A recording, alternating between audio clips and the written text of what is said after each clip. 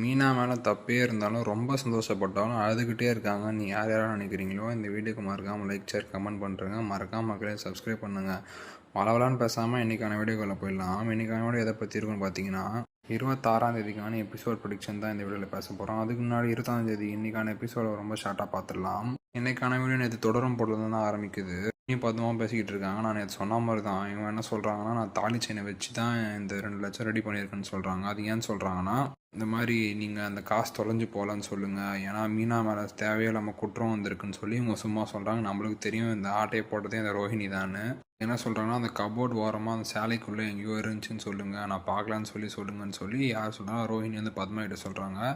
பத்மாவும் இது ஒரு நல்ல யோசனையாக இருக்குன்னு சொல்லி அந்த காசை வாங்கிக்கிட்டு அடுத்த ஜென்மம் இருந்தாலும் நீ தான் எனக்கு மருமகளாக வரணும்னு சொல்லி ரொம்ப கேவலமான ஆசைலாம் படுறாங்க.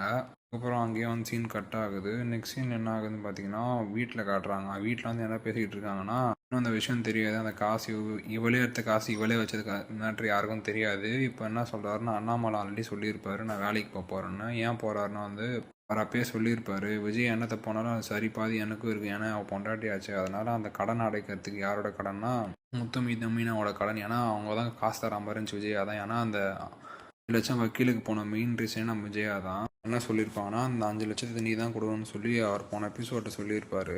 அதுக்கு இவர் என்ன சொன்னார்னா, நானே வேலைக்கு போய் கொஞ்சம் காசு சேர்த்து வச்சு உங்களுக்கு கொடுக்குறன்ற மாதிரி சொல்லுவார்.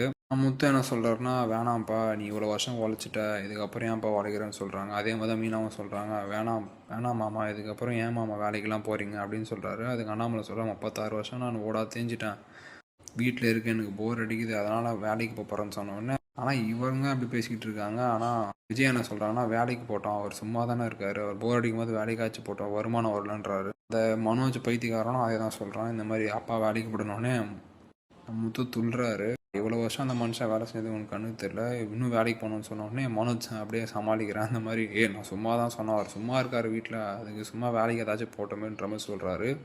இந்த மாதிரி பேசிகிட்டு இருக்கும்போது பத்மா ஃபோன் பண்ணுறாங்க. நான் அவளை தான் தெரியும், ரோஹிணி இப்போ காசு கொடுத்துட்டு வந்திருக்காங்க, அந்த விஷயத்தை இவங்க சொல்ல மாட்டாங்க. இவங்க என்ன சொல்கிறாங்கன்னா, பத்மா இந்த மாதிரி காசு தொலைல, அந்த கபோர்ட் கீழே தான் இருந்துச்சு, நான் ஒழுங்காக பார்க்கல, அங்கேயே தான் அந்த காசு இருந்துச்சுன்னு சொன்னோடனே அப்போ என்ன சொல்கிறாங்கன்னா விஜயா, என்னது அந்த காசு தொலைலையா, அங்கேயே தான் இருந்துச்சா, ஏன் ஒழுங்காக பார்க்கலடா நீங்கள் சொன்னபோது இருக்கிறாங்க. அதுக்கப்புறம் என்ன சொல்கிறாங்கன்னா, இந்த மாதிரி காசு தொலைலையா அங்கேயே தான் இருந்துச்சுன்னொடனே சீனா அப்பயும் அழுதுட்டு தான் இருக்காங்க. சந்தோஷப்பட்டாலும் துக்கப்பட்டாலும் எப்போ அழுதுட்டு தான் அவங்க சீனாவே இருக்குது. இன்னொன்று அந்த விஜயாவுக்கு புரியல, அவங்க பணம் தப்பு தான் சொல்லி அதுக்கு அண்ணாமலை செம்மையாக பேசியிருப்பாரு.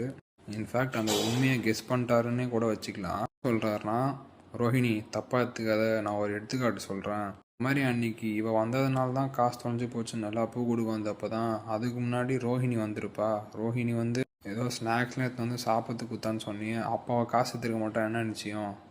மீனா ஏழை மருமகன்றதுனால தான் நீ அவளை ஓவராக ஏமாத்துறது மட்டும் இல்லாமல் திருட்டு போட்டெல்லாம் வர கட்டுற, அவளை ரொம்ப அடிமட்ட லெவலுக்கு பண்ணுற.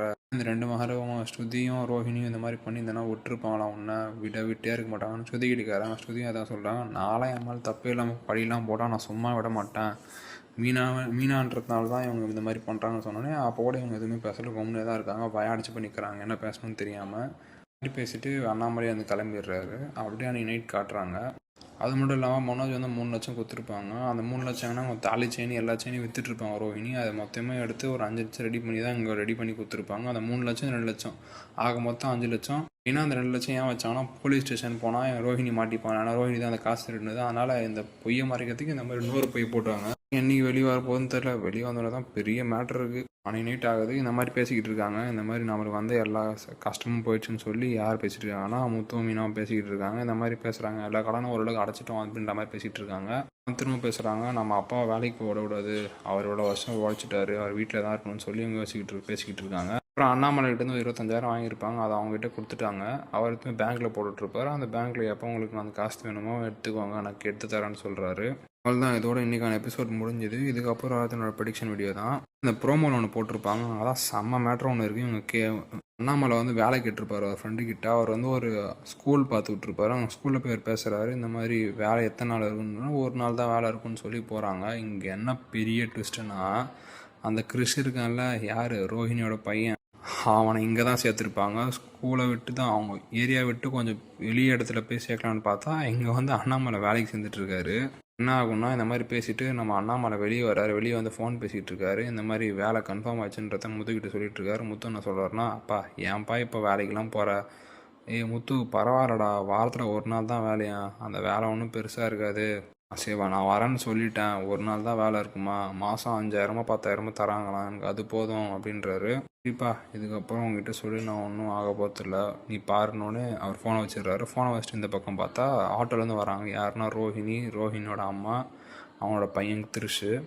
இவங்கள பார்த்துட்டு இவர் கேட்குறாரு, யார் நம்ம அண்ணாமலை கேட்குறாரு, யாருமா அந்த பசங்க, நீ என்னவா பண்ணுற ரோஹின்னு கேட்கும்போது, ரோஹினி தான் பொய் சொல்கிறது தான் கை வந்து கலையாச்சு. இவங்க என்ன சொல்கிறாங்கன்னா, இவங்க என் கிளைண்ட்டு தான், இவங்க கிளைண்ட்டோட பையன் இல்லை, கிளைண்ட்டோட பாட்டி, அவங்க கிளைண்ட்டோட அம்மா வந்து வெளியே போயிருக்காங்க. அவங்க பாட்டியும் அவங்களோட வேற பையனும் தான் அந்த பையன். அவங்கள சும்மா அவங்க ஸ்கூலில் தான் சேர்த்துருக்காங்க. அதனால் இங்கே வந்து சேர்க்கலான்னு அவங்க கூப்பிட்டு வந்தாங்க. அதுக்கு நான் சும்மா அவங்க கூட வந்தேன், வேறு மற்றபடி எதுவும் இல்லை மாமான்னு சொல்கிறாங்க.